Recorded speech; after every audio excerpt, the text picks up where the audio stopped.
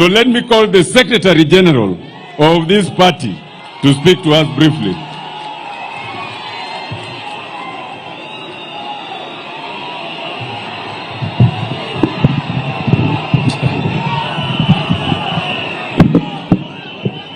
Haya, asanteni sana.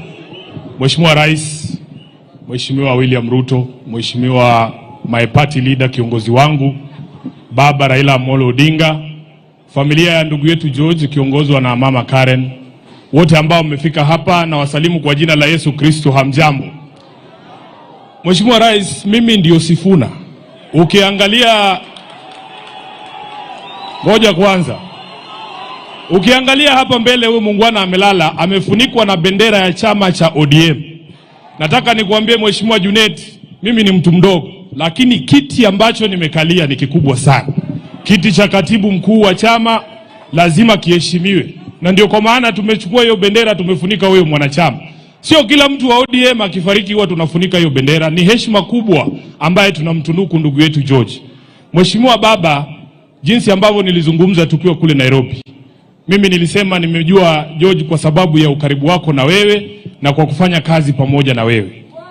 Ukiangalia security situation around Raila Odinga, I don't think there is a security situation that swings as wildly from one extreme to another kama security situation ya baba. Mtaamka asubuhi, mnakunywa chai huko London na watu wa diplomacy, mnasalimia marais Addis Ababa. Saa 8 inatakana uingize Raila katika uwanja ya Kamukunji. Imejaa watu wanapiga kelele, wanapenda Mheshimiwa Raila Odinga, na hiyo mapenzi ni hatari hata kwa baba mwenyewe. Halafu siku ingine inahitajika umtoe kule Embakasi South akipigwa tear gas na risasi, uhakikishe kwamba amefika kwa mama Aida akiwa mzima. That is how wild the security situation around Raila Odinga swings. And this gentleman you see here, he did it with a lot of grace. Na tunataka tuseme kwa niaba ya chama cha ODM, poleni sana kwa kumpoteza George. Kama katibu nina majukumu ya kikatiba chini ya chama cha ODM. Nataka mpe huyu ndugu yetu 3 salute. Nikisema ODM, mnasema tuko tayari, ndio George ajue amezingirwa na marafiki wake. ODM. ODM. ODM. Asante sana. Sasa George, sisi tunasema apumzike kwa amani. Mheshimiwa Raila, mimi unanipa majukumu pale kama katibu wako. Junet amesema yake, hata mimi na yangu. Mimi nilikuwepo pale tukiandikisha mkataba na chama cha UDA. Na huo mkataba kuna mambo inazungumzia. Baba, watu wetu hawa walienda uchaguzi wa chama Kenya nzima. Na nataka niwashukuru wana ODM kwa sababu mlifanya uchaguzi kwa amani.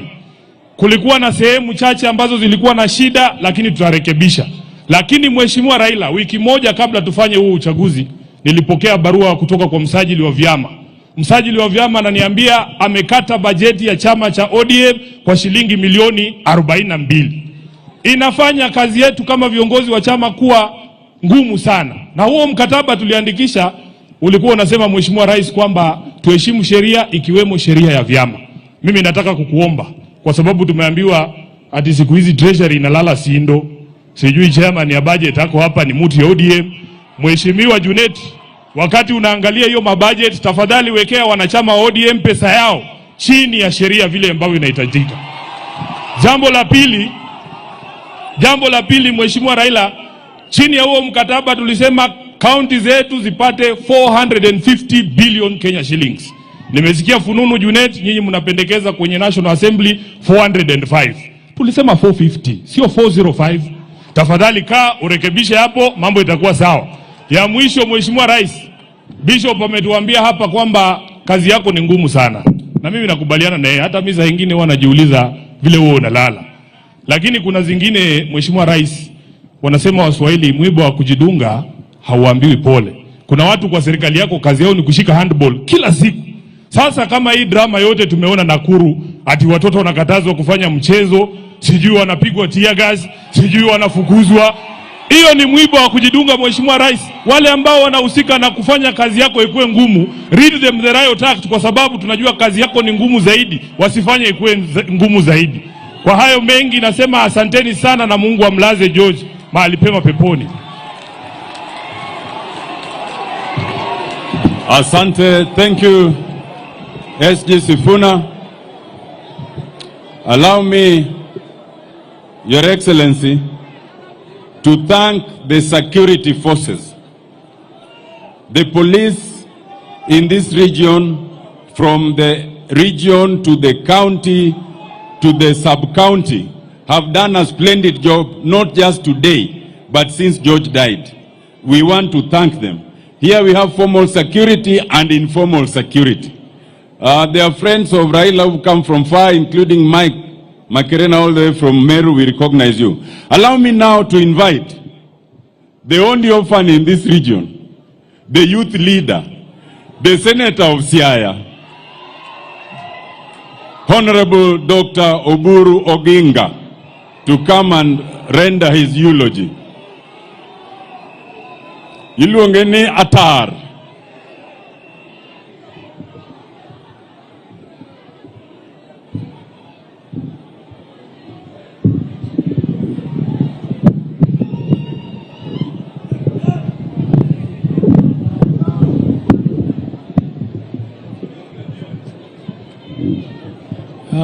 Your Excellency, the President of the Republic of Kenya, Your Excellency, Honorable Raila Odinga, the Prime Minister, and all protocols observed. I have sat for a long time, so I don't want to speak much. What I want to say is that this man lying here was a great man. He was a very, very great man. Because I can tell you, the man he was taking care of, called Raila Odinga, is not a very easy person to take care of. He is not a very easy person to take care of. I can tell you as his elder brother, Raila is very tough. And he likes discipline. He likes discipline, and I can assure you that if you are around him and you are not disciplined, his left hand is very fast and you will not take long around him. You will not take long around him. And George, who is lying here, was my friend. I knew him in 1992 when he was in the Ajip house with my dad. But I knew him more in 1994 when Jaramogi passed on. He is among the youth who came to campaign for me under very difficult circumstances. KANU was pouring money, in Bondo was pouring money and also food. It was during famine time. And Your Excellency, those people were very, very aggressive. I know you were there, so you know. You know that Odongo Mamo came with the gunias of money, bags of money, and also food. I was a poor civil servant. I had just come from being the provincial planning officer in Kakamega, and I came in to Bondo without expecting to contest any seat as a member of parliament. And I had no money. And even my brother Raila did not give me money. He was a member of parliament. Nobody gave me money, but Oduor came. And he was with Nyam Nyam and others, and Agunyo, Wakinagunyo. I can see them, those ones you call veterans. They came for us, to campaign for us in Webuye and here. And I can assure you, it was not an easy struggle, and they managed to go through that fierce force of KANU, and we managed to win the elections by landslide. By landslide.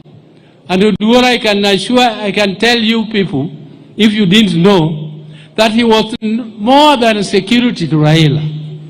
He was more than security. He was always like a brother, and he knew everything. He knows, you know, what security knows what is ailing you, what security knows what is how you think. The security would judge Raila and even be very sensitive. When Raila wants to do something, he would actually just make sure that that thing is done very fast.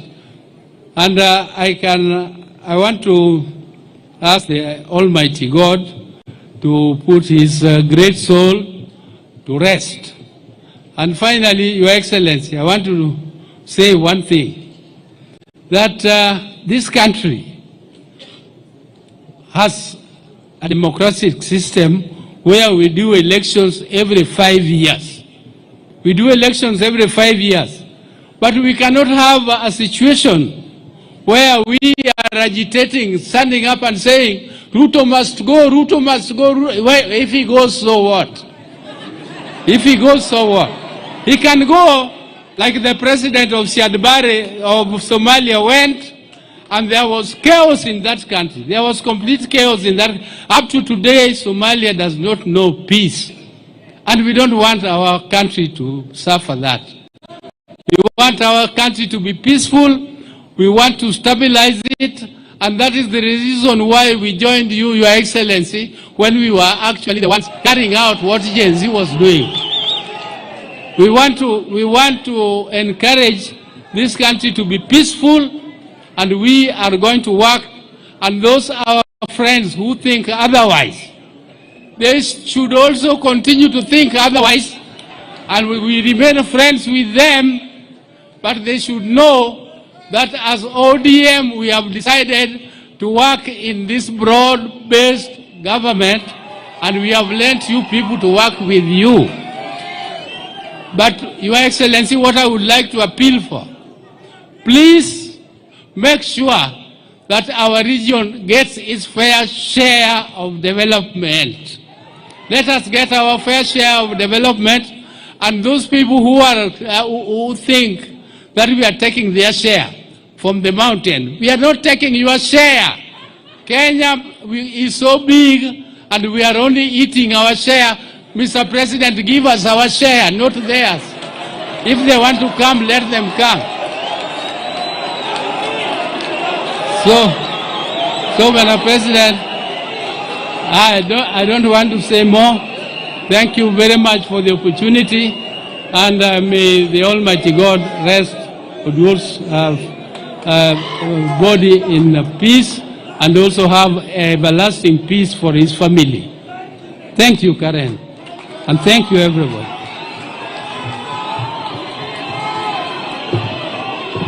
The only orphan in East and Central Africa has spoken. Thank you, Dr. Buru. On behalf of all the workers in the Republic of Kenya, allow me to invite the Secretary General of KOTU, Francis Atoli, to say a word.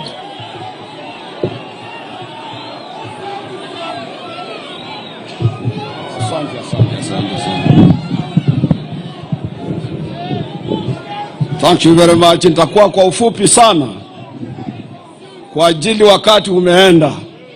Rais na mheshimiwa shemegi yangu the Right Honorable Raila Odinga na waheshimiwa wote, mimi nataka kuwa kwa ufupi sana. Jambo la kwanza, nataka kushukuru wewe rais kwa kupata time kuja kwa mazishi ya George. Mimi nimepata nafasi ya kuserve presidents wa Kenya wote since independence. Nimeona serikali ya Kenyatta, mzee founding father of this nation. Nimeona serikali ya Moi, baada tulikaa naye 24 years. Nimeona serikali ya Kibaki, nimeona serikali ya Uhuru, na nimeona serikali yako. Na labda serikali yako ndio mimi nitaserve ya mwisho, na alafu nirudi kule Hoisera. Nataka kusema hivi, sio wote kwa hawa ma president nimeona moja angelikuja matanga kama ya George. To be honest with you, I want to thank you very much for that. Kumpa Raila Odinga heshima ya kuja kwa matanga ya assistant wake. Na pia sisi tulikuwa katika Azimio vile unavyojua. Nilikuwa karibu sana na George. George is a terrible security organizer. Kuna wakati tulienda pahala, kuna upinzani ya watu wawili na wote ni watu wetu, na fujo imetokea, kuna yuko mtu pale katika dais, watu wote wameondoka. Mimi ndio nilienda kuambia Mheshimiwa Raila, hapa nafikiria hatutakuwa na mkutano hapa, iko fujo. Raila akaita George. George akasema nipe 2 minutes. 2 minutes, George had organized, everything was okay. Mkutano ikafanywa na ikaisha. Najua shemegi yangu kupata mtu kama huyo haitakuwa rahisi, lakini mama Karen, wewe umepoteza sana pia kuliko sisi zote. Mwisho nataka kuongea maneno Daktari Auburu amesema. Kuna mzungu mmoja amekuja juzi kule Mbakasi. Huyu mzungu kuingia kwa tax, yule driver wa tax anamwambia Ruto must go. Ruto must go. Mzungu anamuuliza, me am a businessman, I've come here, I have a chemical branch of my organization, where do you want me to go? Because mzungu ajui ni yeye anaambiwa he must go. Mimi nataka kuuliza wa Kenya, wacha tujaribu kuwa patriotic, tupende nchi hii. Maneno ikiharibika katika, na mimi nataka kushukuru shemegi yangu Raila Odinga. Kufanya kazi na serikali sio kusema you have compromised your principles. Nchi hii ni kubwa. I'm appealing to Kenyans, ni lazima tuje pamoja tulinde nchi hii. Na pia nimesikia katibu mkuu wa chama chetu cha ODM akisema maneno ya watoto wa huko kwangu. Pia ningeliomba nyinyi politicians, let us not mix politics with our young children. Tuache watoto wasome. Ukiwa ukitaka siasa, fanya na adults, usiende kwa watoto. Shanzi sana, pumbavu sana. Ninataka kuachia hapo. Nasema poleni sana. Thank you very much. Hello. Asante ndugu Atoli. We have, Your Excellency, 2 of your cabinet secretaries here present. We have the cabinet secretary responsible for East African affairs, the Honorable Beatrice Askul. And we have the cabinet secretary responsible for energy from our very own county, the Honorable Opiyo Wandayi. Allow me to invite the Honorable Opiyo Wandayi to handle this part. Waziri, karibu.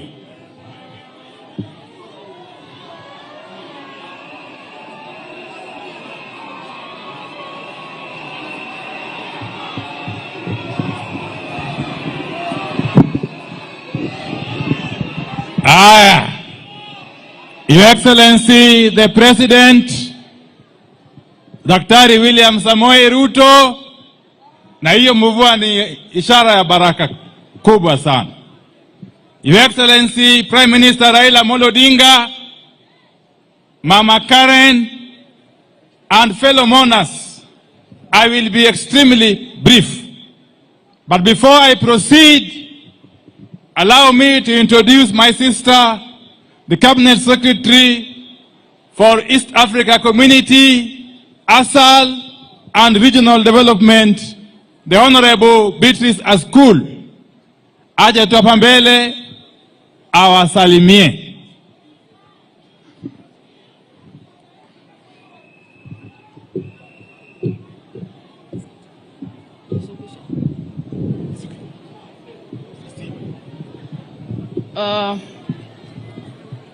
Mheshimiwa Rais wa Jamhuri wa Kenya, Mheshimiwa Prime Minister ambaye ni baba, mama mjane Karen, waombelezaji wote, wanasiasa walioko, God is good and all the time.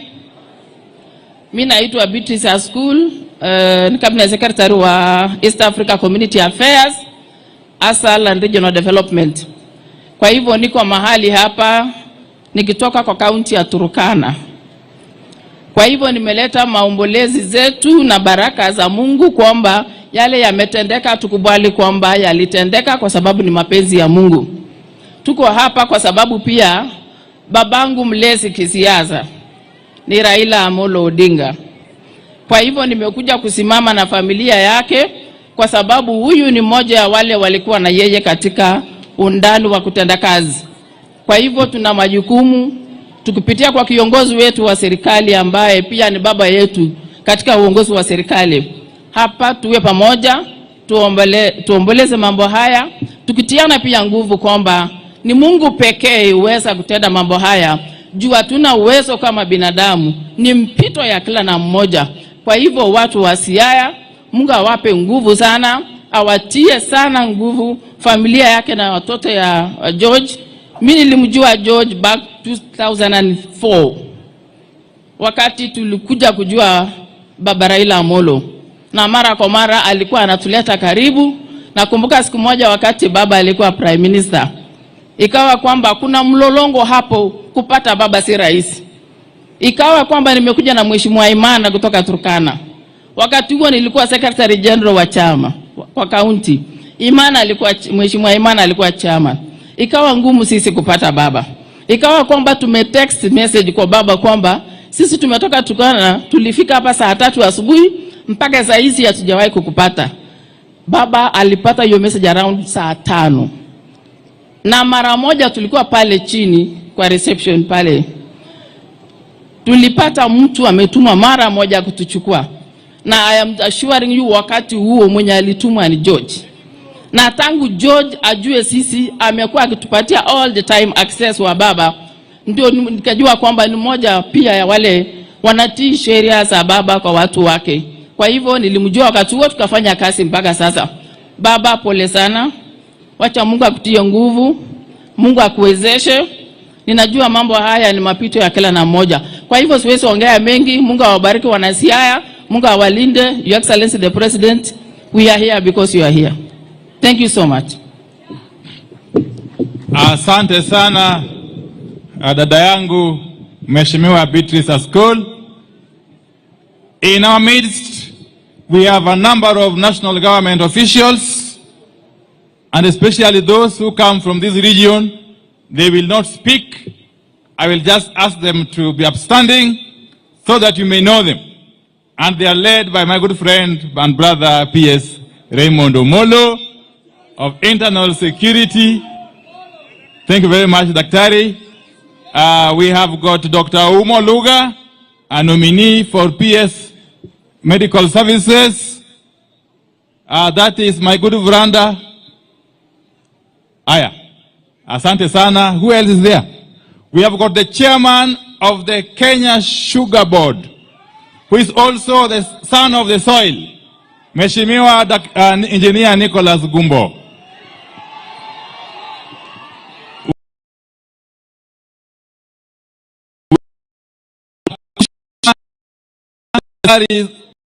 And Remuneration Committee, Mr. Odai Jalango Midiwo, and many others, many others. Let me say this, and very, very briefly so, because as it is customary, as cabinet secretaries, we don't make speeches in the presence of the president. But let me say this, that the man lying there was a great man. Because a lot has been said about George, which I can confirm is true. I knew George in 1991, when I was a young university student in Nairobi. And George, amongst other colleagues of his, were then the youth of Baba and of course Jaramogi Oginga Odinga. So we worked very closely with George and his compatriots, those of us who were from the university as students, and George and his compatriots, whom I would have referred to as the combatants in the then movement. We consider ourselves as the think tank. But we worked very closely together. We had a very seamless blending. Very, very seamless blending. This George was a very calm person. But earlier on, he was very, very, very aggressive. I think in his earlier days. And very, very alert. I remember one day, Your Excellency, when we were in Thika Stadium, that was sometime in 1996, as members of Ford Kenya then. The infamous Ford Kenya meeting at Thika Stadium, when there were divisions in the party, and we found ourselves in Thika trying to resolve the stalemate. We were faced by a very, very, very aggressive group that had obvious support of the police. And on our side, we remained extremely vulnerable. Together with Baba and the rest. George, on that particular day, demonstrated utmost bravery and actually saved the day, because otherwise a lot of damage would have been done. Fast forward, Your Excellency, I found myself with George. You know, those days when you were youth, under Baba, being arrested was customary, was normal. You'd be arrested every other day. But one time, Your Excellency, I think that was now in 1997, when we were clamoring for reforms as young people, and under Baba and his compatriots. I found myself arrested together with George. And we spent with him almost 10 days at Kilimali police station. Those days, there was no time limit for being incarcerated in police station. You could even stay there forever, under the old constitution. We stayed with George for about 10 days at Kilimani. Later on, we found ourselves in Kamukunji police station, and eventually, we found ourselves in Kamiti, where we stayed with George alongside other comrades of his, like Lumumba Wade, who spoke here earlier on. In Kamiti, Your Excellency, we stayed for about 5 months with George. And George remained very, very firm and committed. One thing I want to say is that most of us who have worked closely under Baba, those of us who have been through the Baba School of Mentorship, one thing we have been taught is to maintain confidentiality. One thing we have been taught under Baba is to maintain confidentiality and to keep secrets. Your Excellency, these days I get surprised when people come out and say, oh, when I was serving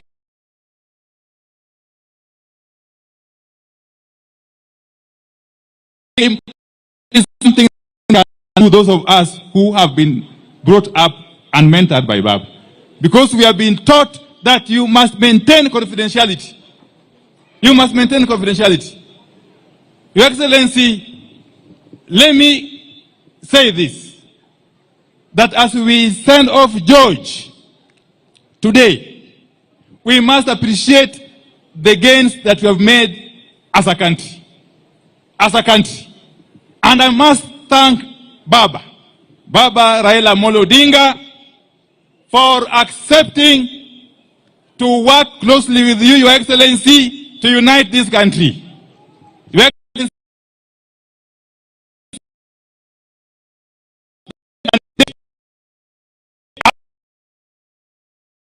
to unite this country. Your Excellency, where you sit, rest assured that Baba has got our collective mandate as the people of this region to assist you to unite this country. And that from where we sit, Your Excellency, there is no turning back. We have made a decision that we are working with you, and we are doing this to the end. To the end. We are doing this because we know that the country is much bigger than any one of us. Your Excellency, under your leadership, and I must say this here, it is the first time in the history of this country, since we gained independence, that we are seeing electricity being taken to our islands on Lake Victoria.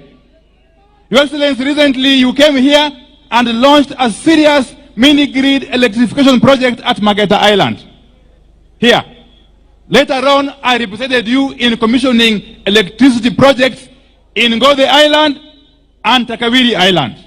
Your Excellency, in this coming budget, we are planning to ensure, working closely with my brother John Mbadi and Mheshimiwa Samatandi, to ensure that we put in place mechanisms to extend electricity to Ndeda Island, to Oyamo Island, and to Sifu Island in Central Sakwa, here in Siaya County. And not to forget that we are also just about to open a tender to take electricity to Kiwa Island and Kibuagi Island in Suba South, Your Excellency. So these are happening because, as I conclude, Your Excellency, don't be threatened by anything or anybody. And those who are shouting, Ruto must go, I want to tell you, he is going nowhere. Oh, come on.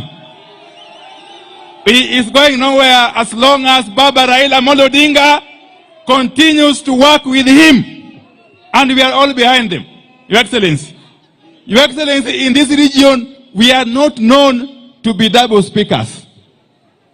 We say what we believe in, and we do what we say. We have said in one accord that we are in this government of yours as a people, and we want to continue in that manner. Kwa hayo na machache, asanteni sana na Mwenyezi Mungu abariki. May George's soul rest in eternal peace. Asanteni sana. Thank you, Waziri Wandai, for those words. You know, my own session is now coming to a close. So allow me on behalf of the people of Rarieda, now that we have the attention of His Excellency the President, to say only three things. First of all, Your Excellency, in these grounds where we are mourning George Oduor, but we've been mourning in recent days. In this very school where we are, 2 students lost their lives barely 2 weeks ago when they were on top of a cistern or a pit that sank. And in fact, they are being buried today. So we mourn with their families. In this very school, Your Excellency, only about a week ago, we had a funeral ceremony for 5 ladies. 5 ladies. 5 ladies who lost their lives again just in the local village when they were mining gold. And we appealed, and I've already met the CS in charge of mines, Waziri Joho, and the PS, to ask that they help us enhance the safety in terms of that. Your Excellency, the Ramba school that is mourning requested me to request, and I am merely a servant, that you may find it in your heart that if you want to donate something to this school, their biggest problem is a dining hall. They have many problems, but most of the others I'll deal with. They have a capacity of about 2,500. The dining hall that they have built about 30 years ago can only accommodate 800. Akwayo kutoka Akwayo. Secondly, Your Excellency, there's a very small portion of a very small road that was unable to be completed before your time. It is called Akado Kamito Road, just 4.8 kilometers. It has now taken 6 years, just 4.8 kilometers, Your Excellency. We plead that you might find it, not just to complete it, but once it gets to a place of Assembly Bay, and you know Assembly Bay, Your Excellency, we've been there with you. When you continue now, past Luak, then you go to the Right Honorable's home. That's 11 kilometers. So we request not that you just complete the 4.8, but you now connect it, so that when you come to visit your friend, the Right Honorable Prime Minister, you can choose not to go through Ndori, but you go through Kalandin. Dakupa Munbe. Lastly, Your Excellency, is affordable housing. Your Excellency, in this constituency, we are yet to get any affordable housing. But I've spoken to PS Hinga and I've requested that for us here, our top priority is accommodation for students. We are yet to get any affordable housing. But I've spoken to PS Hinga and I've requested that for us here, you see, there's Agok campus of Jaramogi Odinga, there's Bwaja TTC, and lastly, there's Nyakongo campus of the Kisumu National Polytechnic. Our humble request is, may you find it in your heart to prioritize building students' hostels as our form of affordable houses. Akwayo gozo kakwayo. Secondly, I want to support Honorable Junet, and we want to assure you, Your Excellency, and the Right Honorable Prime Minister, that as one of those who crafted the Constitution, I fully support a situation where we realize the full fruits of devolution. And therefore, if things are stuck in the National Assembly, I will be the first to support Junet to unlock it. But we equally plead with you, Your Excellency, and the Right Honorable Prime Minister, that there's this other thing called CDF, NGCDF. Hii pia msitunyang'anye jameni. Hata ukiangalia hii shule, it is shining courtesy of CDF. I agree that members of parliament have no business involving themselves in the details of CDF, including construction. Lakini at the end of the day, CDF tokonyo, kozo konyo. Uye no, okonyo kozo kokonyo. Koro CDF to beda, and manani, we have to be careful. We ensure that it is restricted to the functions of national government, and the member of parliament has no business dealing with it. Awajo kozo kawajo. Lastly, I want to apologize to you, Your Excellency. Only 2.5 years ago, we were adversaries because as an advocate and a senior counsel, I acted on instructions. I had my client, the Right Honorable Prime Minister, who instructed me through my leader, Senior Counsel James Orengo, to challenge your win. And we did challenge it, and you know that. And you know, when we are there, we are kind of different. We don't talk the way we are talking here. Nanu tulizungumza. But the Supreme Court said that was all hot air. And we accepted. So, Your Excellency, we accepted, therefore, because we were saying the government would be Raila Amolo Odinga. But the Supreme Court said the government is William Samoei Ruto. Adir kozo kadir. Therefore, you are the government. I thank you for accommodating us in your government. And the distinction, therefore, is we are not the government, but we are in government, courtesy of your accommodation. We are in government because we have donated experts like Opio and I to work with you. And we thank you for that. Uwinjo kimawa chokozo kuwinjo. Awacho ni ya. Kikngato wachni wan sirikal. Lakini wan sirikal. Uwinja kozo kuwinja. And for that reason, we beg that you give a little leeway to Waziri Wandai, Waziri Mbadi, Waziri Askul, and others. Because in this region, we have suffered discrimination for 60 years. So Dr. Buru said that give everyone their due. But you know, if you get two children, one who is already full and the other is hungry, you can't give them equally.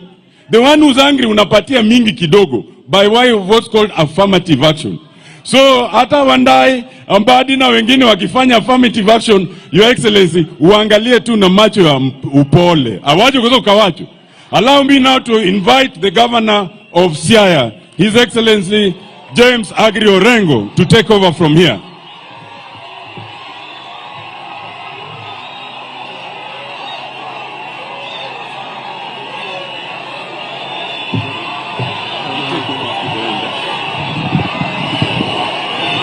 Hello? Hello? Hello? Ero kamano. Now, we have a very short period and it is raining, so we want to make this bit as quickly as possible. And Your Excellency, the President of the Republic of Kenya, Your Excellency Raila Odinga, Mama Karen and the family and the leadership that are here. Now it is my role to call upon a few people to speak, but I'll start by calling upon Honorable Wajakoya, 1 minute only, and then I'll call the governors.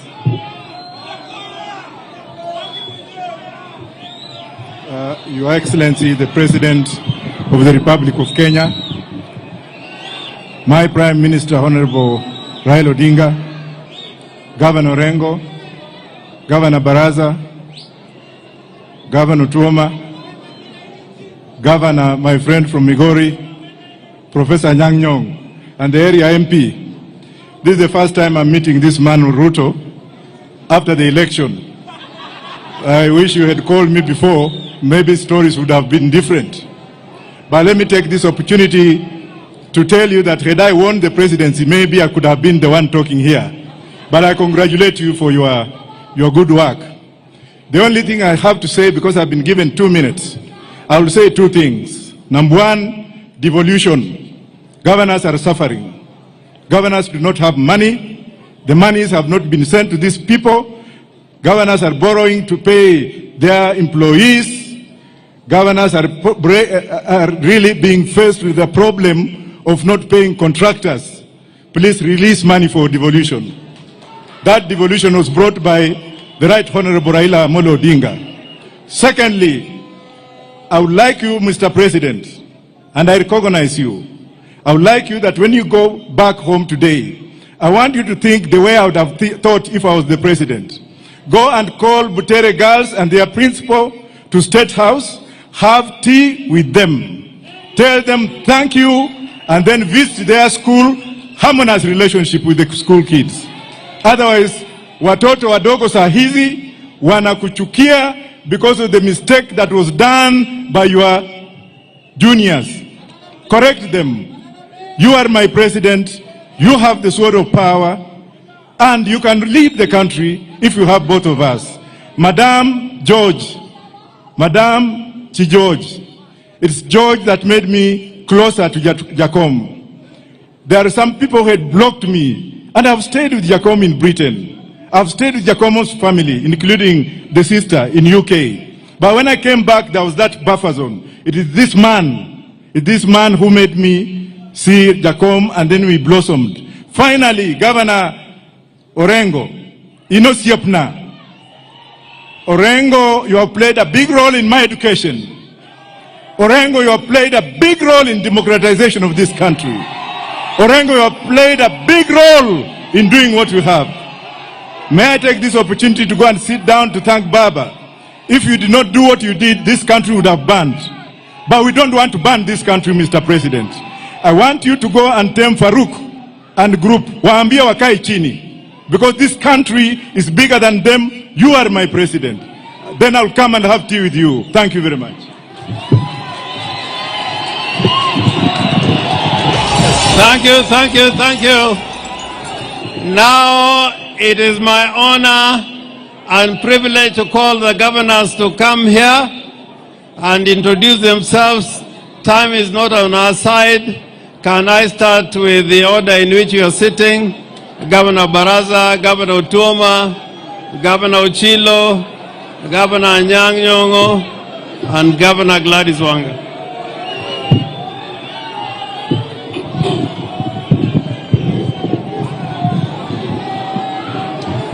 Mheshimiwa Rais wa Jamhuri ya Kenya, Daktari William Samoei Ruto, kinara wetu wa chama cha ODM, Baba Raila Odinga, itifaki zote zikizingatiwa. Bwana asifiwe. Honorable Peter Nabongo amekuja kuwa na sisi hapa. Pia niruhusu nitambue Kakamega Council of Elders ambao wamekuja hapa kwa siku ya leo kuomboleza ndugu yetu.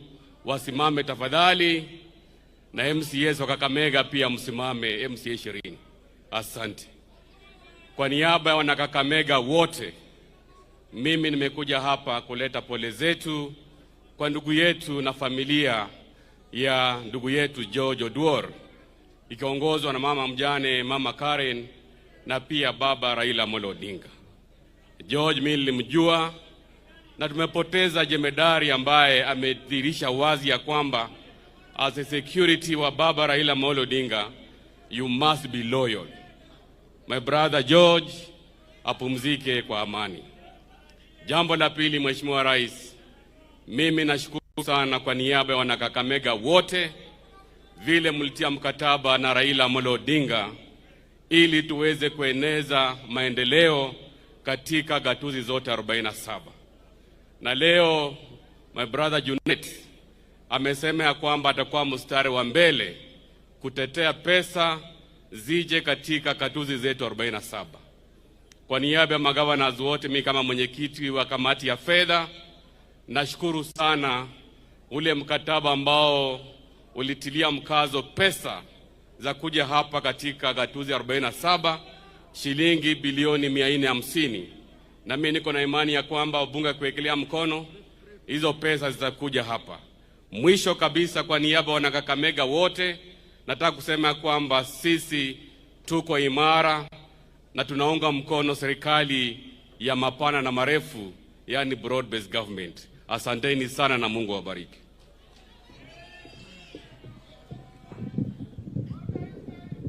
Asante sana Mheshimiwa Rais, Mheshimiwa Waziri Mkuu, waombolezaji wote wakiongozwa na Mama Karen.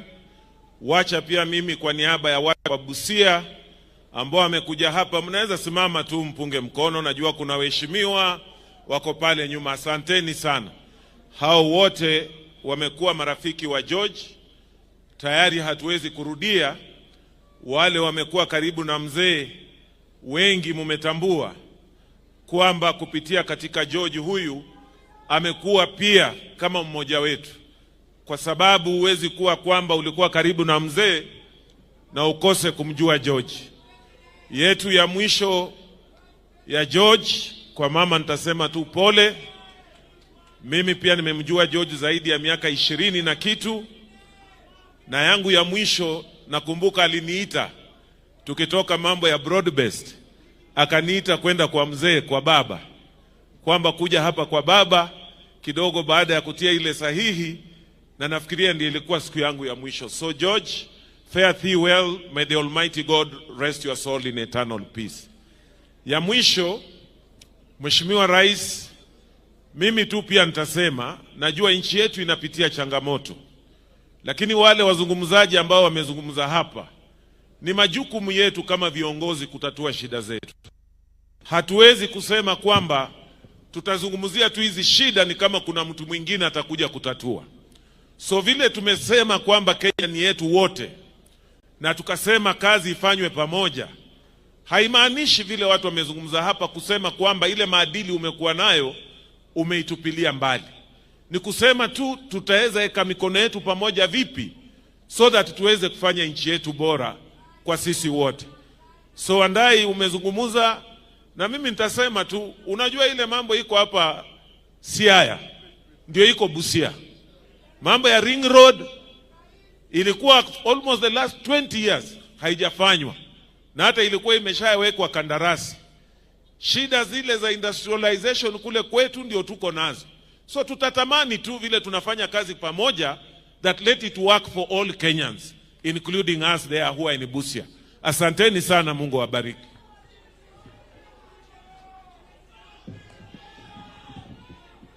Your Excellency, the President of the Republic of Kenya, Dr. William Ruto, Your Excellency, the Right Honorable Raila Odinga, on my own behalf and on behalf of the good people of Migori, I bring my condolence to the family of George, to Baba, and to all Kenyans and the patriots who have lost a great person.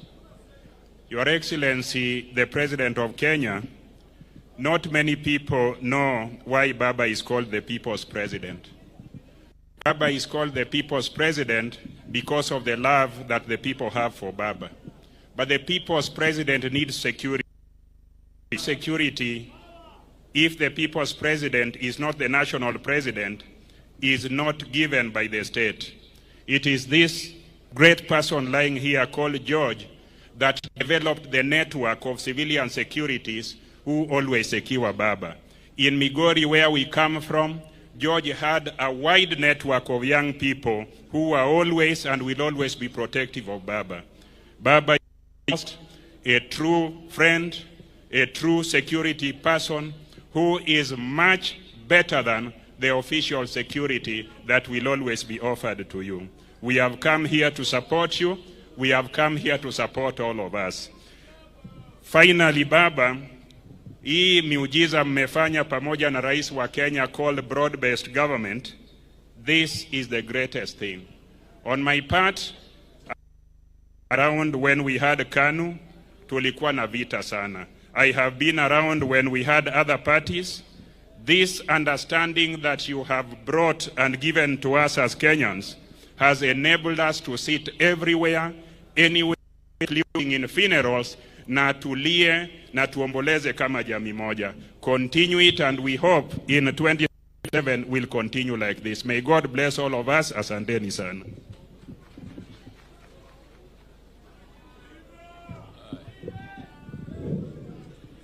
The President of the Republic of Kenya, His Excellency Ruto, the Prime Minister Raila Odinga, the family of George, Mama Karen and the family, I bring you poleni sana for the loss of George. I bring you greetings from Kisumu County and from my wife Dorothy, who could have been here but has another function, who brings condolences to the family. I just want to say two things. George was a gate to reaching the Prime Minister. Maybe it was only me who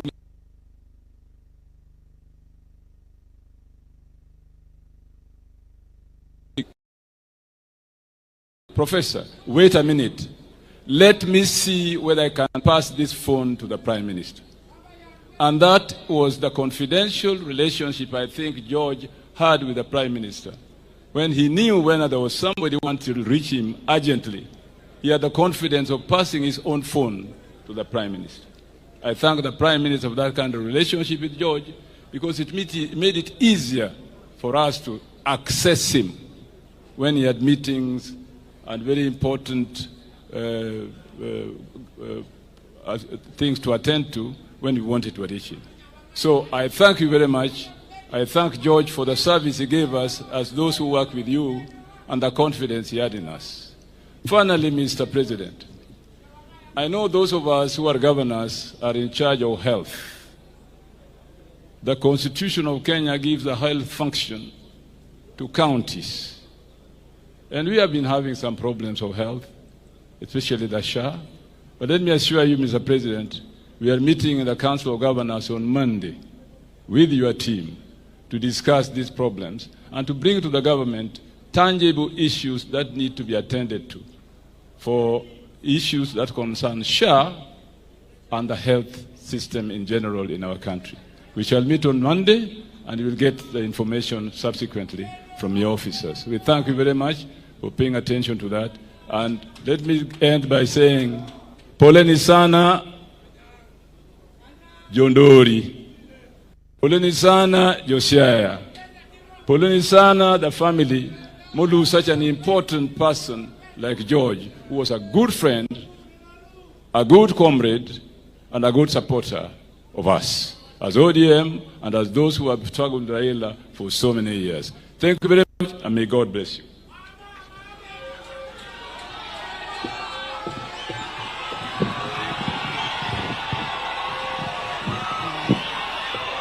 Your Excellency, the President of the Republic of Kenya, Your Excellency, the Prime Minister of the Republic of Kenya, the Church and the family of the late George Odwor that we are sending off today. Wananchi wapendwa, hamjambo. First, as the national chairman of the ODM party, allow me to recognize all the ODM party officials right from polling station mpaka NEC nataka msimame mpunge mkono wale ambao wamechaguliwa katika chama cha ODM. Asanteni, mketi chini. Baba and the entire Jaramogi family, tunasema pole sana for the loss of George. George was distinct and he treated everybody equally. Alikuwa imesemwa sana, lakini jambo moja ambayo nitaongezea ambayo labda sijasikia ikisemwa, he was also a very consummate community developer. Mimi nilikuwa governor kule Homa Bay, where Karen comes from. Yeye ni Nyakindu, anaishi huko Suba. The last conversation we had with George ilikuwa kusupport kanisa huko Lambwe kwa family ya kina Karen. He supported the community and community projects. And may God rest his soul in eternal peace. Tarehe 7 mwezi wa 3, sisi wote tulikutana pale KICC. ODM walikuwa hapa, UDA walikuwa pale, na walituzungumzia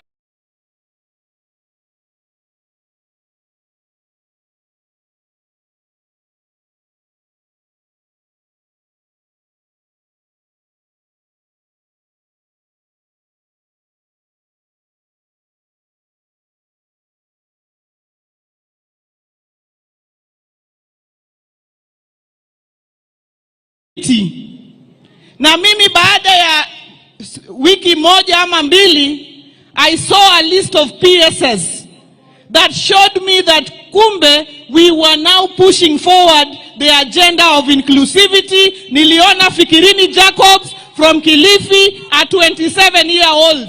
Niliona Umo Lugahia. Niliona Pareno kutoka kule Kajiado. I saw people from the mountain and people from the lake. Congratulations to our leaders for moving forward that agenda within the agreement we had. Na sisi tulisema ya kwamba tutaunga mkono because our leader sisi as a party is Raila Odinga. Na sisi huwa tunasema baba akisema left ni left, na akisema right, na akisema fire, tuko tayari.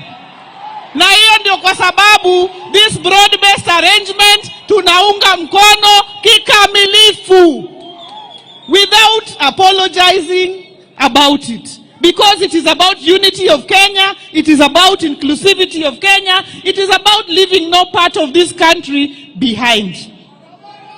Mwisho, unajua mama akiwachana na baba, sisi tulifikiria ni kina mama wanaongea sana kwa hii maneno. Mimi nimeona Iluongonika chiata kosoga chagua. Anakaa kama mama. Wakati alikuwa na mzee, alikuwa anasema huyu mzee ndio yeye, huyu ndio ndume, huyu hata akiona ukipita pale kwa fence anakutupia mawe. Lakini wakati mambo inaharibika, huyu mama anafunga stocking kwa kichwa kabla hata hajapiga mswaki. Ameamuka asubuhi, anaenda kwa barasa. Anasema huyu mzee ni bure kabisa. Hata hawezi kuzunguka uwanja mara 8, anazunguka mara 1, anakaa namna hii, anakaa namna ile. Hii sasa ni vitu bure kabisa. Asanteni sana na Mungu awabariki.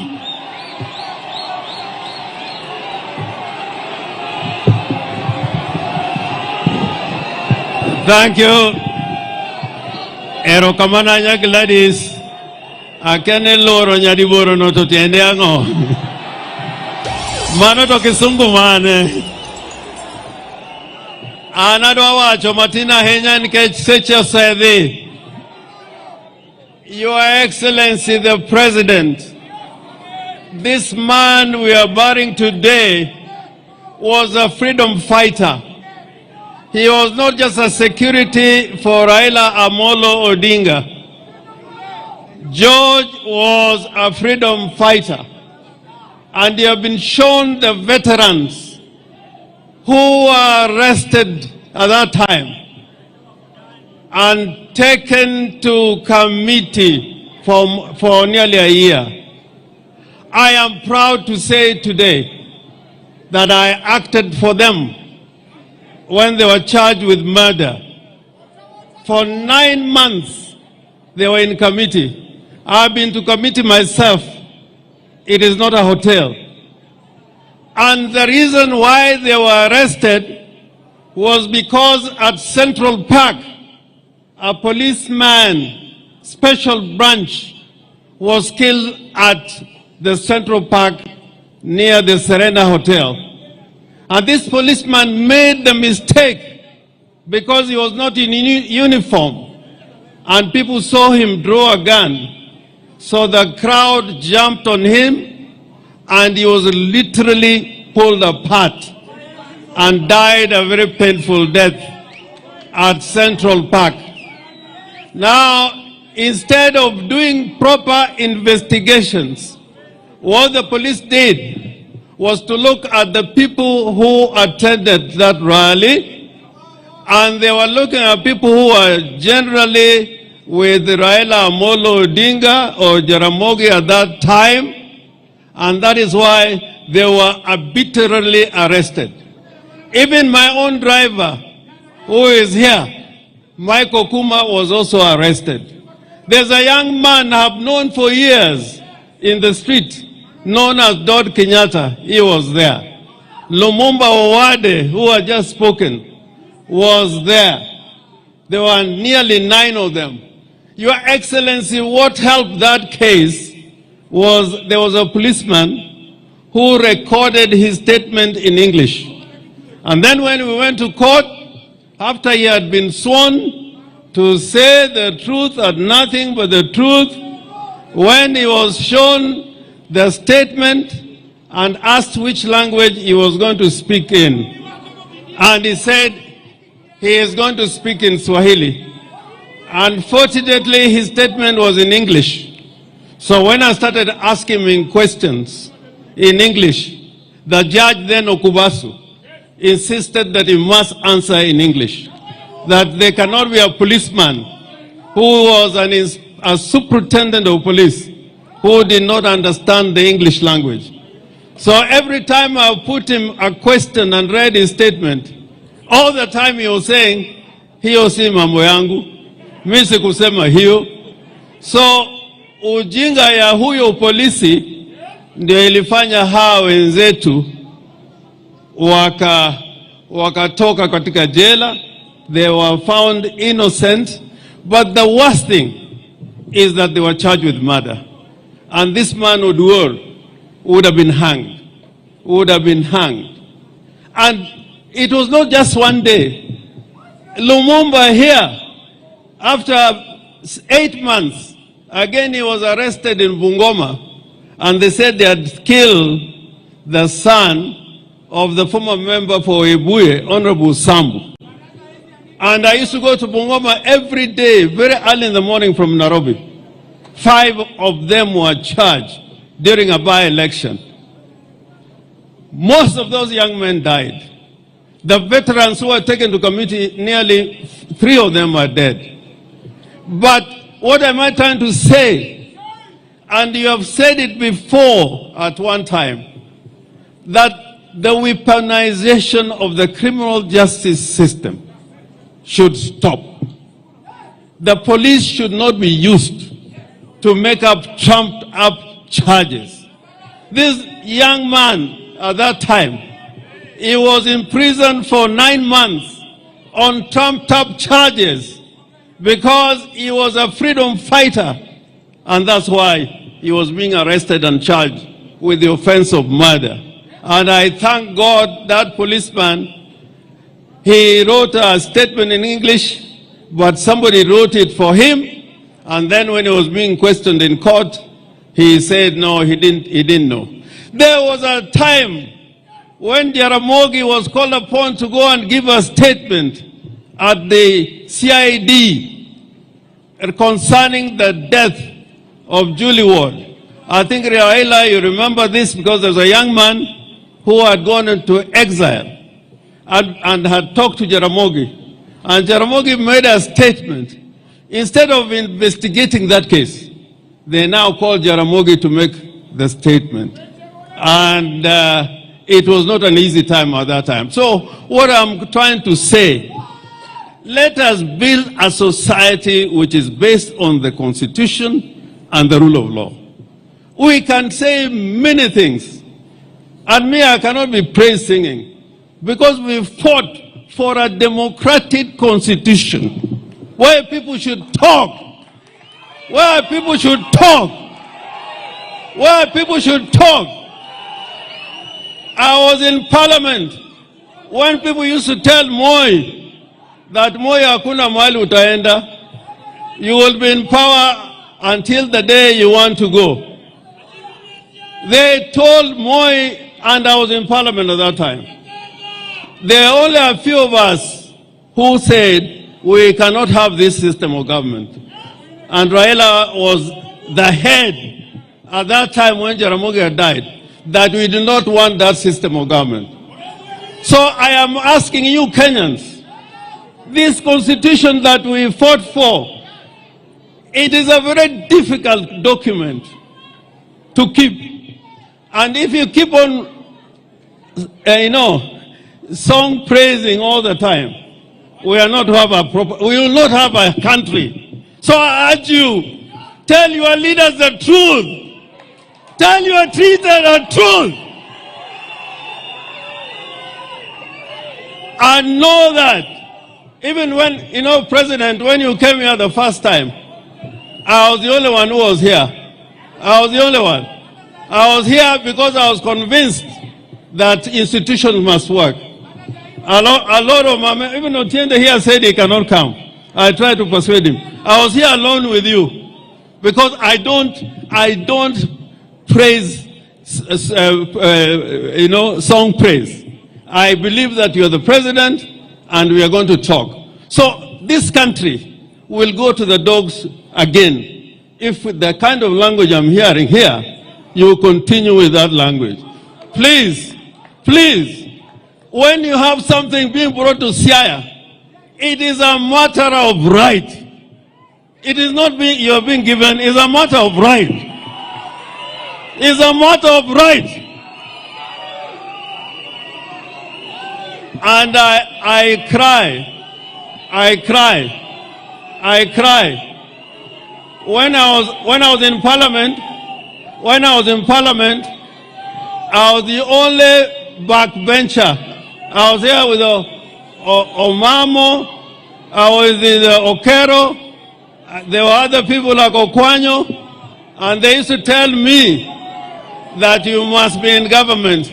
All of us cannot be in government. Just fight for your right. Just fight for your right. And you'll have a better country. Asante sana, kwa hayo machache, I call upon Raila Amolo Odinga to come and speak.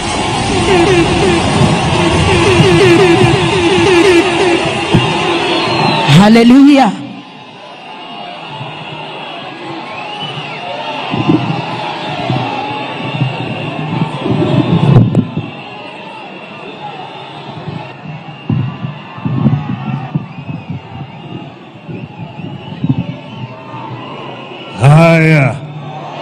Haya, unaweza kuketi. Your Excellency, Mheshimiwa William Samoei Ruto, the President of the Republic of Kenya, the governors, distinguished guests, ladies and gentlemen, hamjambo. Hamjambo tena. Yes. I first want to begin by thanking everybody who has come here today to help us do a send-off to George Nyangira Oduor. It is very, very painful and it's very difficult for me to talk about George. But first let me begin by bringing condolences from Mama Aida, my wife, who cannot be here today because she's on a mission in Korea. That's why she's not here. George is a part of our family. And you see, it is now 10 years since I lost our first son, Fidel. And now George is gone. It's so painful indeed. If you say somebody is ready to take a bullet for you, George, I've known few people who can be as committed and dedicated like this young man. We have had, as they have said, a very difficult time sometimes. George is a very cool person and very intelligent, very observant. You think he's a fool when he's next to you, but he's thinking very deeply. So when he comes and tell you, this place is not safe, let's get out, you must get out very quickly. So it is very painful indeed. George worked for me. He did not work for Jaramogi. Just very briefly, Jaramogi was very briefly around there. When we recruited George, we sent him for training to South Africa. And in South Africa he trained and was top of his class as a security officer. You can see his report. Later on we sent him to Israel. Again he trained in Israel for 3 months on security. If you look at his report, very, very, very exemplary. So he was a very highly trained officer. He even trained in the United States. He knows how to sense trouble. He feels it and he wants you. This is going to happen. This is going to happen. So we knew each other so closely, so well with George, and we've traveled around the world with him. Of the 7 continents, we've been with George to 5 continents, except Arctic and Antarctica. We've been all of those places. And he's so familiar with many other things. When you go to a place within a short period of time, he has moved around and he has scouted and know where the danger is. So it is painful.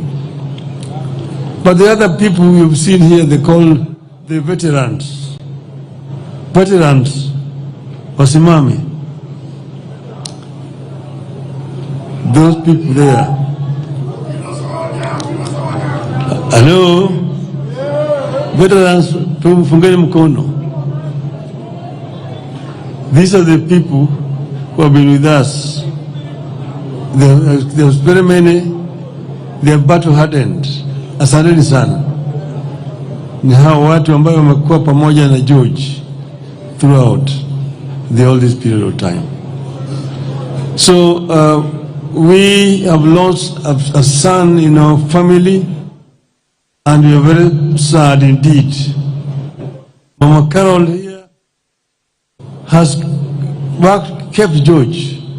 She has looked after George very well. George was all the time very smartly dressed when he came to work. Thanks to Carol. Yeah. So I thank all of you for coming here today. Now today is not my day to make a long speech. I don't want to make a speech. But what niseme hivi, Kenya hii iko hapa na itabaki. Dunia ni daima, lakini binadamu haishi dunia daima. Kwa hivyo Kenya ni moja peke yake. Mpaka tulinde Kenya, vile vile tubadilishe Kenya. Na Kenya italindwa na itabadilishwa na Wakenya, si mtu wengine. Kwa hivyo Wakenya mpaka wasimame pamoja Yale ambayo hatutaki ni ubaguzi ya kijinsia, ubaguzi ya rangi, ubaguzi ya kikabila, ubaguzi ya huyu ni mzee, huyu ni kijana, huyu ni mama, huyu ni mlemavu. Hatutaki. Tunataka kuunganisha Kenya wawe kama kitu kimoja. Hiyo ni muhimu sana. Pili, neno yangu ya pili, Junet yari amesema tulipigania kwa nguvu na dhati tupate katiba mpya. Kuna watu wengi ambao walikuwa hawataki katiba mpya. Sana walikuwa napinga sana mambo ya ugatuzi. Mmoja akatuambia ati watu wengine wanaitwa governors. To govern what? Kwa hivyo ugatuzi ilikuwa na maadui wengi zaidi. Ndio sababu kuna zingine ambayo hatukuweka. Kuna zingine ambazo ziko katika ile bomas ya kwanza draft, lakini haziko katika hii katiba ambayo tuko nayo sasa siku ya leo. Hii katiba is still work in progress. Lakini ugatuzi ilikuwa muhimu zaidi. But devolution is not working, but devolution is still not working properly. If devolution were allowed to work properly, you will see the fruits of devolution. Go to Germany and see how a devolved system works. Very, very efficient indeed. You know, we did not, for example, devolve education. But in most of devolved systems, education is devolved up to secondary school. The reason why we did not devolve devolution was because of NAT. NAT walipinga wakasema ati NAT itakufa kama education is devolved. Tutamobilize walimu kupinga hii katiba. That's why we did not devolve education. But even if it's not devolved, Mr. President, it can be delegated. Some funds can be delegated. See, that's not there. If they opposed the devolution of education system. But even the other one, infrastructure. Your Excellency, I'm the one who was Minister for Roads and Public Works, came up and created these agencies, Kenha, Kura, and Kera. Because of the bureaucracy at that time, things were so centralized under the Ministry of Education, and the permanent secretary is the accounting officer. Things were very inefficient, were not working. So the World Bank, we worked together and created these agencies. But that was under a unitary system of government. With a devolved government, there's no need for Kura and Kera. Kura and Kera should be under the counties. It does not make any sense that somebody is sitting in Nairobi and has got roads in Mombasa town. Somebody is sitting in Nairobi and has got roads in Kisumu which cannot be touched by the government. Within Nairobi town itself, city itself, so many roads there are not under Nairobi county government. They're under national government. That's why it's so inefficient. It's so inefficient. Let us devolve funds to the counties. And as I was told the MPs, and they disagree. CDF, national government, give that CDF national government, but to the counties, not to the MPs. So levy. Members of Parliament, Your Excellency, have no business constructing roads. The role of a member of Parliament is clearly stated. Representation, with legislation, and oversight. How do you oversight when you yourself are actually implementing?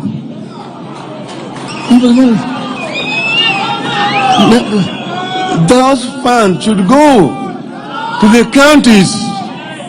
And if the governors mess up with those things, then we will deal with the governors themselves. But they don't tie the hands of governors. And then MPs go and say, mimi ndio nimejenga barabara hii, Pindi nimejenga barabara hii, nimejenga shule hii, niko hospitali hii, governor hajafanya chochote. Because the governor has not been given the money. Give the money to the governors. Let devolution work properly. And that's why I say that if they don't do it, we will make it an election subject. Campaign properly against the members of parliament. So that members of parliament will allow governors to do their work and then do oversight, which is your constitutional duty. That is what I wanted to say today. I don't want to make a long speech.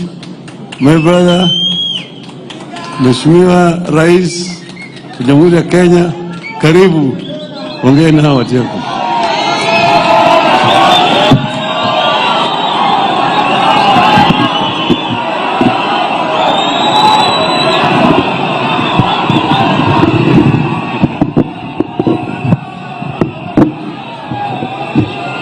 Aya, asanteni sana. Tafadhali tuketi.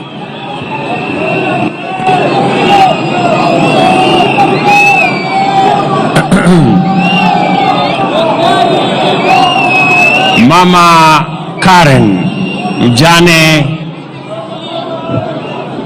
wa rafiki yetu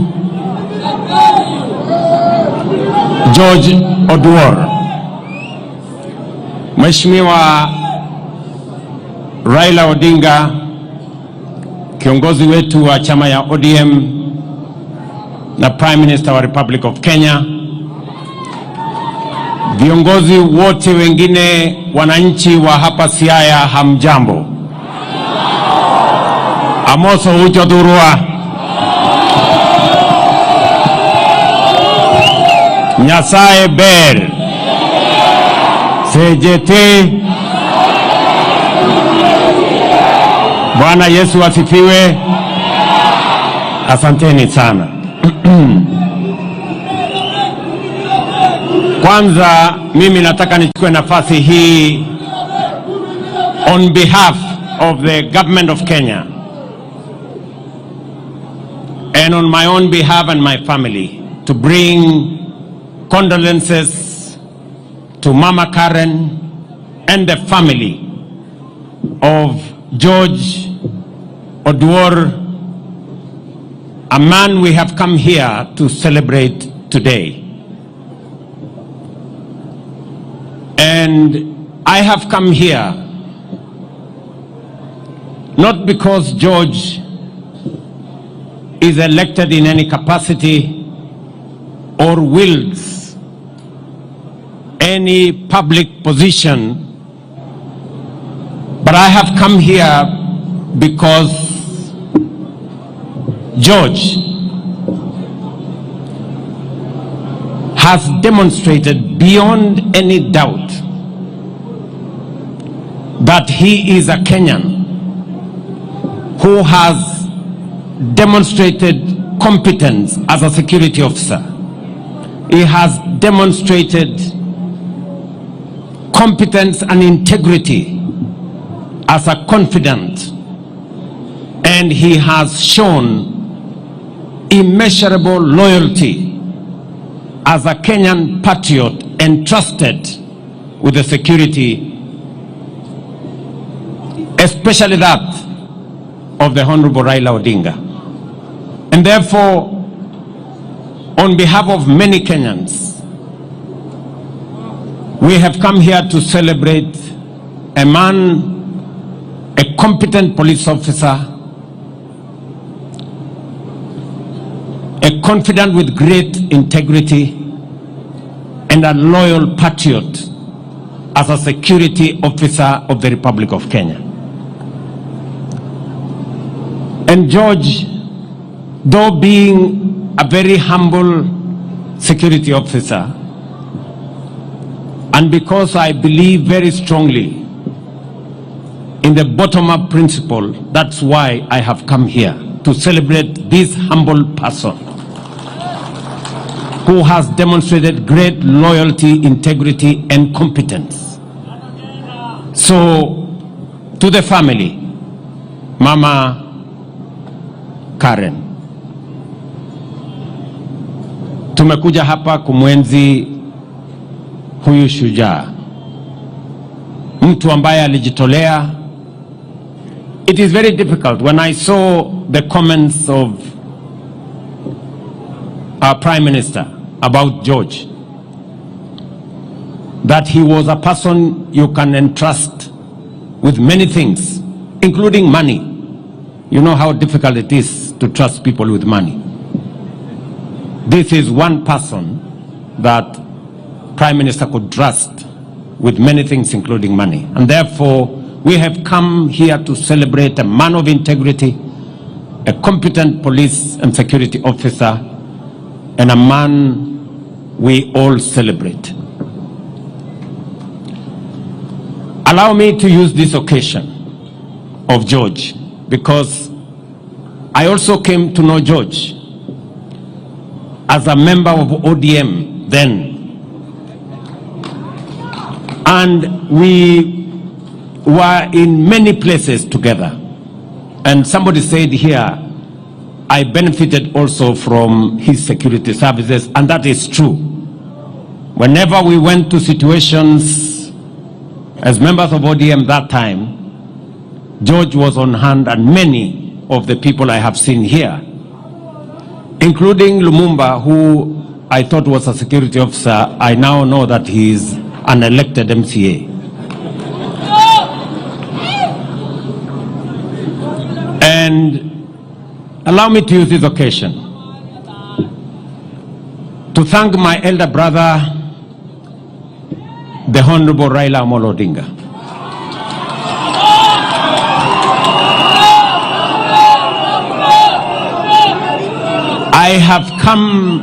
I have come a very long way with the Honorable Raila Odinga.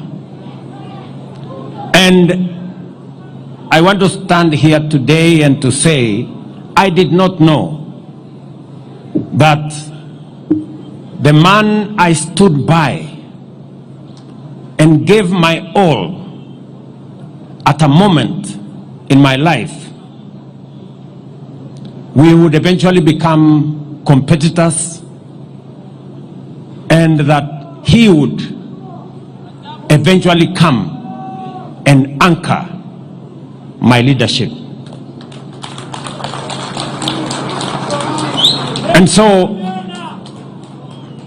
the Honorable Prime Minister, I want to tell you, I am truly grateful that just the same way I stood with you when you needed a man to stand with you, you have equally come to stand with me when I needed a man to stand with me.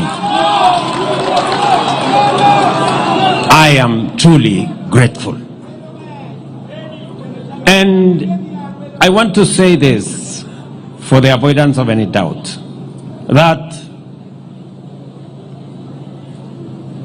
when Baba here came to stand with me, it was not about him. It was not about his interests. It was not about parochial or sectarian or narrow interest. It was about the greater interest of Kenya. And history is going to judge the Honorable Raila Odinga fairly, that whenever there is an opportunity to stand for the nation, he has always stood for the nation. The Honorable Raila Odinga, I am very, very proud that our paths crossed and we have come this journey together. Let me say this to all of us.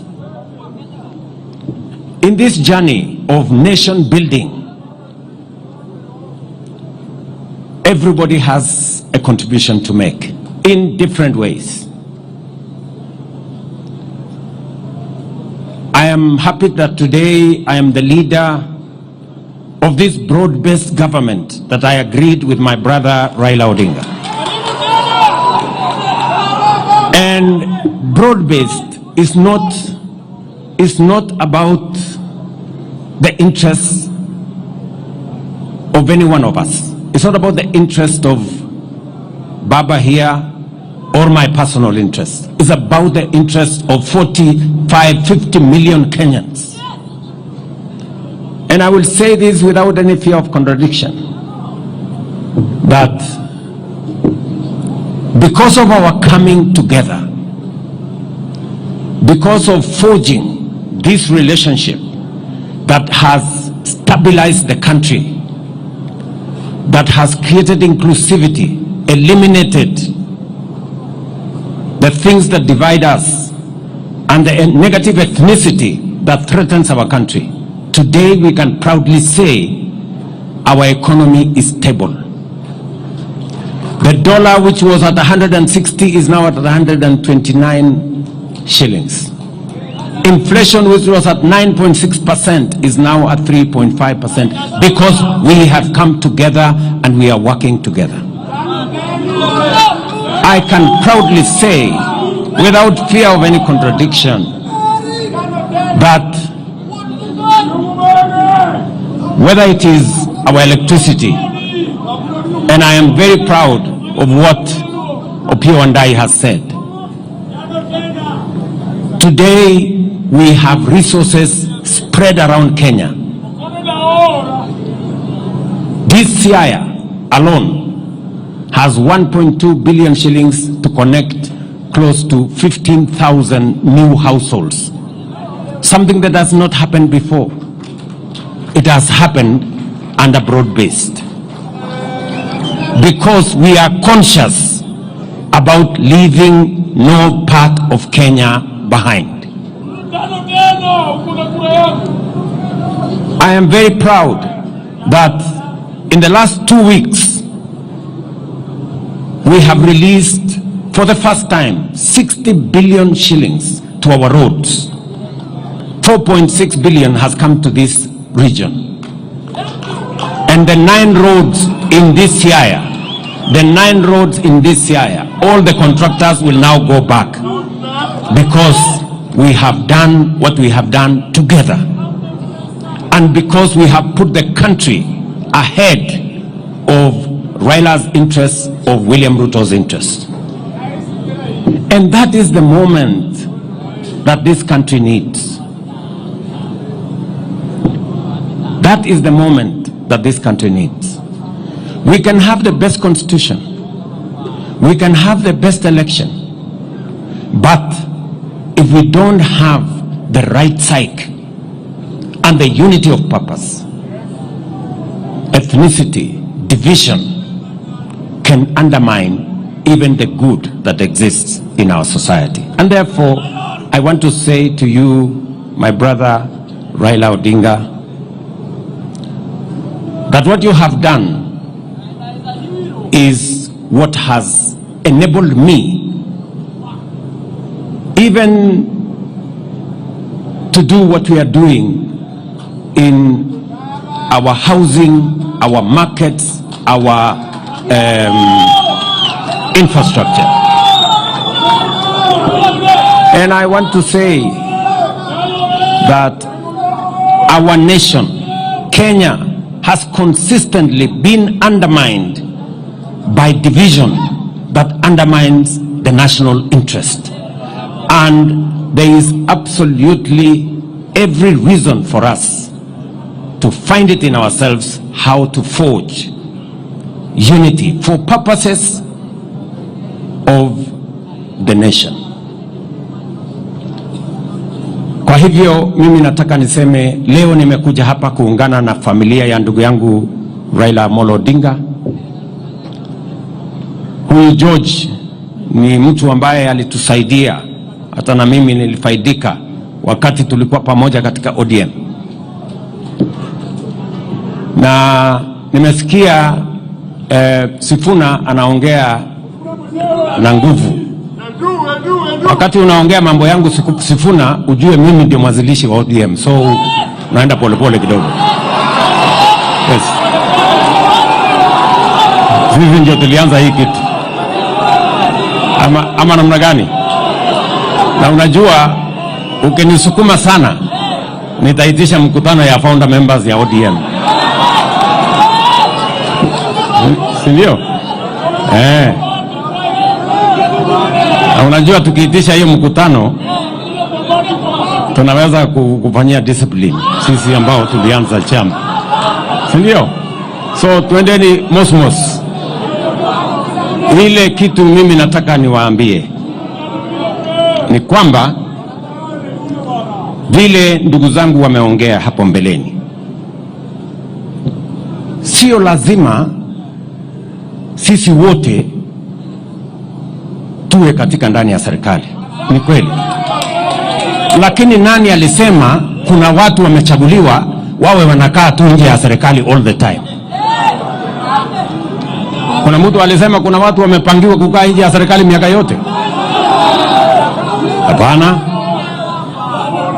And that is why tuambiane ukweli, that is why baba na mimi tuliketi chini tukasema it is time for us to work on a formula that brings inclusivity and brings all of us to appreciate that it is not necessary for one to get out for one to be in. Sio lazima mtu atoke ndani ya serikali ndio mwingine aingie.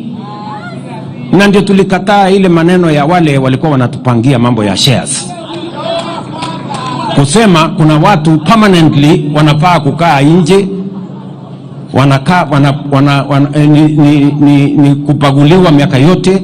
And that is why I am confident and I speak straightforward that we must get rid of the politics of ethnicity, division, ile siasa ambayo ni ya ukabila, siasa ya chuki, siasa ya kubagua watu wengine. Hiyo siasa tunataka kuondoa katika taifa letu la Kenya.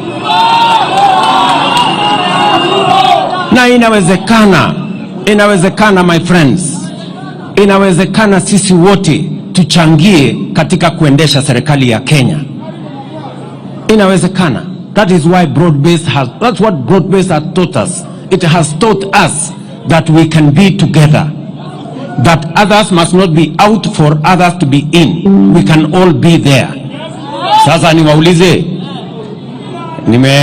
simzee baba yetu hapo Auburu ameongea, amesema anataka watu wa hapa wapate share yao, na hiyo share yao sio share ya watu wengine. Kila mtu atapata share yake.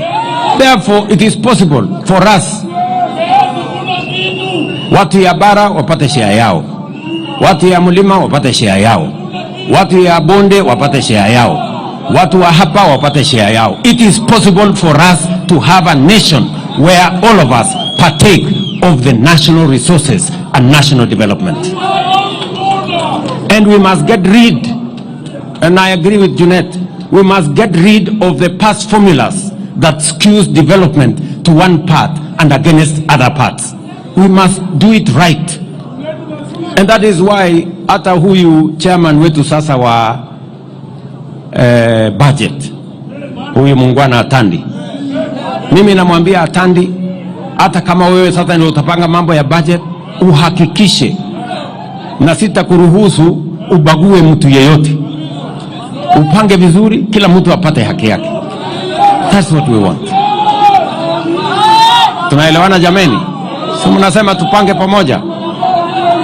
So tuendelee namna hiyo, tushirikiane namna hiyo, tupangane pamoja. Na katika hii harakati baba amesema ya kwamba lazima tupange mambo ya devolution ikae vile tulikuwa tumeikusudia. Kumekuwa na msukumano na mvutano.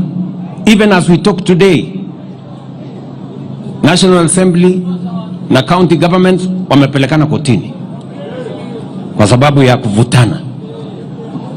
We must have a conversation as to where are the limits, so that we can allow parliament to do what it's supposed to do, allow governors and county governments to do what they are supposed to do, so that we can move the country forward together.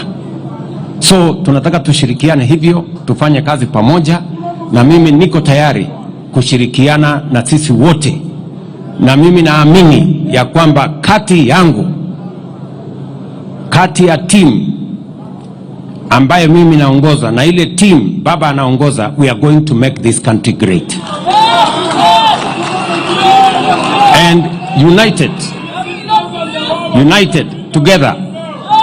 Sisi tumesema kama ni kazi ya barabara, I have just said here, and John Mbadi is my minister, that out of the 60 billion we have raised, for the first time this region is getting almost 5 billion shillings, and it is because they have few roads. We are going to build that into the future, and we cannot deny, we will be living in denial if we don't correct the mistakes of the past by making sure that we balance the country and balance the development of the country. So I want to invite all of us, nyinyi wote tushirikiane, tukubaliane, and criticism is mimi sasa nyinyi mnaniambia Ruto must go. Mimi nimesikia hiyo mara nyingi. Kulikuwa na Moi must go, kulikuwa na mwingine must go, kulikuwa na mwingine must go. Hii must go ni wimbo tu ya kawaida, there is no problem. Ndio shida iko wapi? So there is no problem. Mara wananiita sijui nini Zakayo, mara Kasongo, mara nini. I am not bothered. Hii ni majina tu ya kawaida, lakini I am focused. I am focused. We must get our education right, and I am very proud of what we are doing with our education. We must get our electrification right. We must get infrastructure right, and we must handle devolution properly so that we can all move the country forward. And I welcome any assistance from anybody so that we can make Kenya great. That is my mission, that is my commitment, and we are going to do this together. Tumekubaliana jameni? Munasema tushirikiane ama munasema tutengane? Tushirikiane pamoja, tujenge Kenya pamoja, tuache ubaguzi, tuache ukabila, tuache chuki. Huyu George ambaye amelala hapa, he would have agreed with us that tuachane na chuki, tuachane na ukabila, tuachane na ubaguzi, tuunganishe taifa. That is how Kenya is going to be great, kwa sababu umoja ni nguvu. Mwisho, huyu mungwana mbunge wa Rarieda, huyo Tiende Amolo, amesema hii shule in honor of George, this great man, in honor of George. Huyu mbunge wenu amesema tusaidie kujenga hii shule, and I am committing 20 million shillings to elevate this school in honor of this great man. Wewe Otiende Amolo utanifuatana na mimi next week, nitakuandikia kacheki ya kuendesha hiyo shule. So tushirikiane hivyo, na kuna mambo mengine mengi ambayo ametaja. Kuna maneno ya hostels, kuna maneno yale mengine ya soko, kuna maneno ya affordable housing. If I had time, I would elaborate, but that is all in our plan. Kwa hivyo, asanteni sana. Nyasaye okwedhu. Mungu wabariki. Thank you.